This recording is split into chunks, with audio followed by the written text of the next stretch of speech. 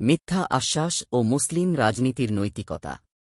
ইসলাম একটি পূর্ণাঙ্গ জীবন ব্যবস্থা যা মানুষের ব্যক্তিগত, সামাজিক ও রাষ্ট্রীয় জীবনের প্রতিটি দিককে সুশৃঙ্খল ও নৈতিকতার আলোকে পরিচালিত করার নির্দেশনা দেয়। ইসলামের অন্যতম মৌলিক নীতি হল সত্যবাদিতা। সত্য শুধু নৈতিক গুণ নয়, বরং এটি ঈমানের অপরিহার্য অংশ। এর বিপরীতে মিথ্যা বলা, প্রতারণা করা ও জেনেশুনে মিথ্যা আশ্বাস দেওয়া ইসলামে কঠোরভাবে নিষিদ্ধ। বর্তমান রাজনৈতিক বাস্তবতায়, বিশেষত নির্বাচনের আগে রাজনৈতিক নেতাদের পক্ষ থেকে জনগণকে দেওয়া মিথ্যা ও অবাস্তব প্রতিশ্রুতির বিষয়টি শরীয়তের দৃষ্টিতে অত্যন্ত গুরুতর পাপ হিসেবে বিবেচিত। ইসলামে সত্যবাদিতার গুরুত্ব। পবিত্র কোরআনে আল্লাহ তাআলা বহু স্থানে সত্য বলার নির্দেশ দিয়েছেন এবং মিথ্যাবাদীদের নিন্দা করেছেন। আল্লাহ বলেন, হে মুমিনরা!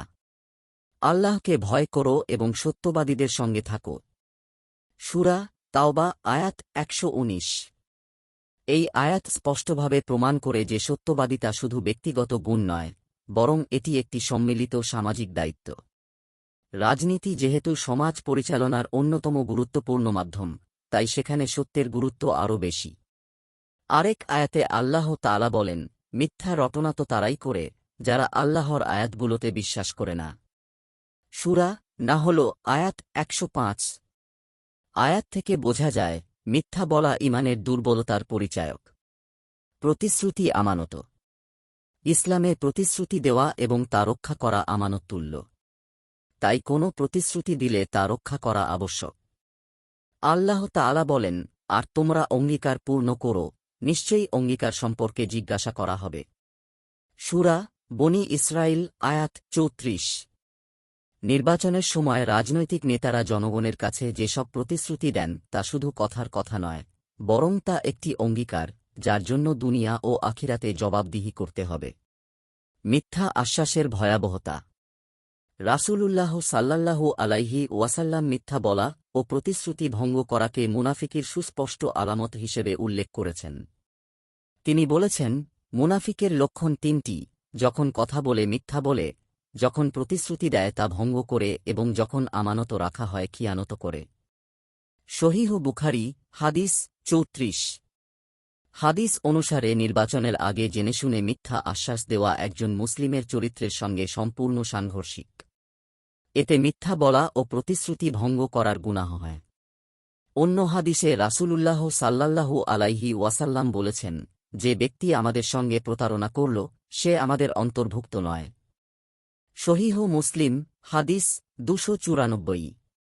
জনগণের ভোট লাভের জন্য মিথ্যা প্রতিশ্রুতি দেওয়া নিঃসন্দেহে প্রতারণার অন্তর্ভুক্ত। নেতৃত্ব ও ক্ষমতার জবাবদিহি। ইসলামে রাজনৈতিক নেতৃত্ব কোনো সম্মান বা ভোগের বস্তু নয়, বরং এটি একটি কঠিন দায়িত্ব ও আমানত। রাসূলুল্লাহ সাল্লাল্লাহু আলাইহি ওয়াসাল্লাম বলেছেন, তোমরা অতি সত্বর নেতৃত্বের লোভ করবে। স্মরণ রেখো, এটি কিয়ামতের দিন অনুতাপের কারণ হবে। সুতরাং পার্থিব জীবনে তা কত উত্তম ও পরকালে নিকৃষ্ট বিষয়। সহিহ বুখারী হাদিস ৭১৪৮। অতএব নেতৃত্ব লাভের উদ্দেশ্যে যদি কেউ মিথ্যা আশ্বাস দেয়, তাহলে সে পরকালে লজ্জিত হবে। মিথ্যা প্রতিশ্রুতির রাজনৈতিক ক্ষতি। রাজনৈতিক মিথ্যা আশ্বাস শুধু ব্যক্তিগত গুনাহ নয়, বরং এর সামাজিক ও রাজনৈতিক ক্ষতিও ব্যাপক। কেননা এর ফলে ১. জনগণের মধ্যে নেতৃত্বের ওপর আস্থা নষ্ট হয়। ২. ন্যায় ও ইনসাফের পরিবর্তে প্রতারণার সংস্কৃতি গড়ে ওঠে। ৩. সমাজে হতাশা ও অবিশ্বাস বৃদ্ধি পায়। ৪. রাজনীতিকে মানুষ গুনাহের পেশা মনে করতে শুরু করে। আর ইসলাম কখনোই এমন সমাজ ব্যবস্থা সমর্থন করে না, যেখানে মিথ্যা ও প্রতারণা স্বাভাবিক বিষয়ে পরিণত হয়।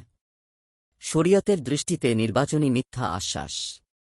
ওপরের আলোচনা থেকে প্রমাণিত হয় যে যদি কোনো রাজনৈতিক নেতার অন্তরে এই বিশ্বাস থাকে যে তিনি তাঁর প্রতিশ্রুতি বাস্তবায়ন করবেন না অথবা করার সক্ষমতা ও ইচ্ছা নেই, তবু যদি তিনি তা জনগণের আস্থা অর্জন করতে এবং ভোট পেতে মিথ্যা আশ্বাস দেন, তবে শরীয়তের দৃষ্টিতে তা স্পষ্ট হারাম।